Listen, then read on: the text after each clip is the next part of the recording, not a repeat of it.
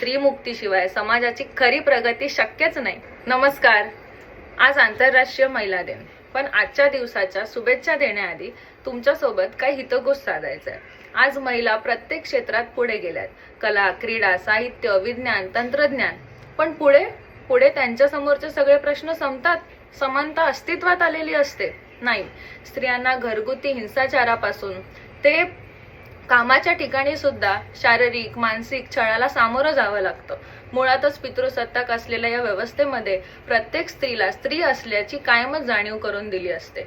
बाहेरच्या क्षेत्रात उंच भरारी घेतलेल्या स्त्रियांना सुद्धा या पुरुषसत्ताक व्यवस्थेशी झगडा देण्याचं आव्हान कायमच समोर असतं।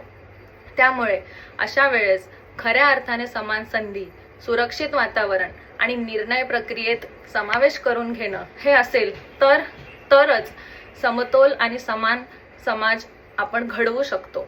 आणि हे काम समाजातल्या प्रत्येक स्त्री पुरुष प्रत्येक घटकाचं आणि सरकारचं सुद्धा आहे। नाहीतर स्त्रीच्या प्रत्येक श्रमाला प्रयत्नांना कायमच त्यागाचं नाव देऊन, तिला त्यागमूर्ती बनवून, तिला सजवून मकरात बसून तिची पूजा करण्याचं काम ही व्यवस्था सुरूच ठेवेल।